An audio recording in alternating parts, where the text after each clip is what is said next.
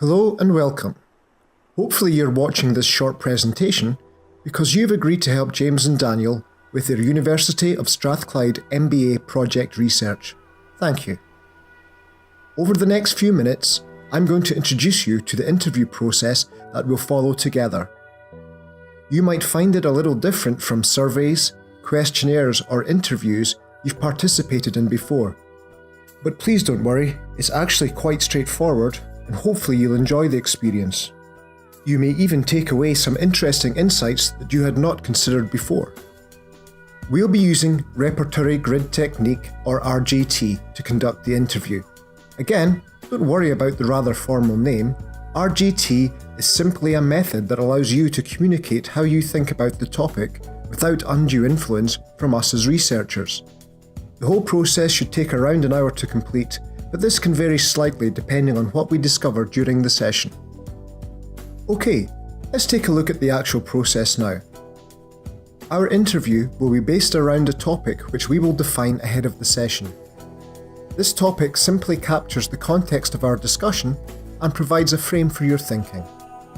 Let's use a worked example to illustrate this process.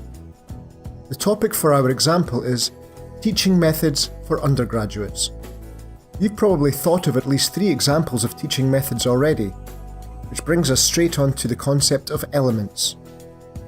Elements are examples or occurrences within the topic. In our teaching methods example, elements could include lecture, tutorial, company visit, role play, or self-study. We'll provide you with a set of elements relevant to the topic, and these will give us a representative context for our discussion. Okay, so we've provided the topic and a list of elements relating to it. The next part, construct generation, is pretty much over to you.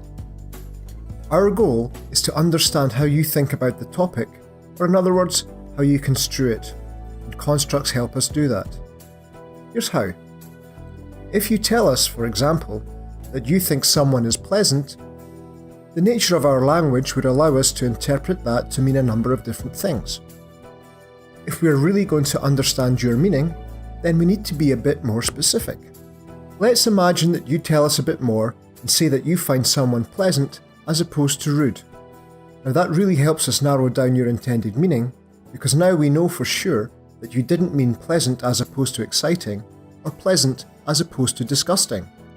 By telling us what you think and also defining the opposite of that, you have created a construct, and that's all there is to it. Okay, so I've laid out the building blocks of the interview. Now let's walk through the process step by step, using our teaching methods example. The first thing to do is to make sure you are comfortable with the process and understand all of what's being asked of you. Once you're happy, then we can get going. We'll introduce the topic, in this case teaching methods for undergraduates. All of the elements associated with the topic will be written on cards which we'll lay in front of you. We'll ask you to select 3 of these at random. Let's suppose you select cards 1, 4 and 3, which are structured exercise, lecture and role play. We'll now ask you to choose 2 elements that are the same and the remaining element that is different. Let's say that you decide structured exercise and role play are the same, with lecture being different. Now we'll ask you to explain why you've arranged things in this way. And remember, there are no right or wrong answers here. Whatever you think is what we are looking for. You might tell us that structured exercise and role play are the same because they require high levels of student participation, and lectures are different because they are mostly just the lecturer talking.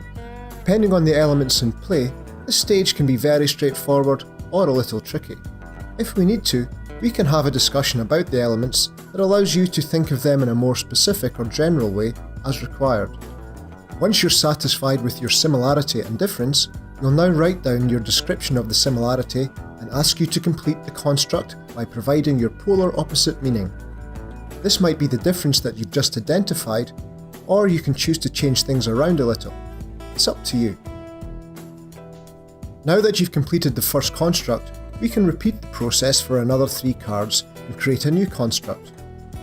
We continue with this process until we have enough constructs defined. Okay, so now we have a grid made up of elements along the top and the constructs down the sides. it's now time for you to score the grid. We'll ask you to consider the first construct with respect to each element in turn.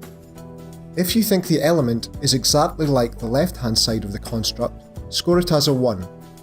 If you feel it's exactly like the right-hand side, score it as a 5, and give scores of 2 to 4 if it's somewhere in the middle. We repeat this process for each construct in turn, then that's us finished. It really is as easy as that. After the interview, we'll take some time to analyse your grid, which we hope will provide insight into the way you construe the topic. We'll be conducting a number of these interviews, and we'll pull together all the results to see if there are any conclusions that we can draw at a collective level. We will not publish or share any personal information from your interview, and all data will be completely anonymised before our project is published. Thanks once again for choosing to help us, and we look forward to speaking with you very soon.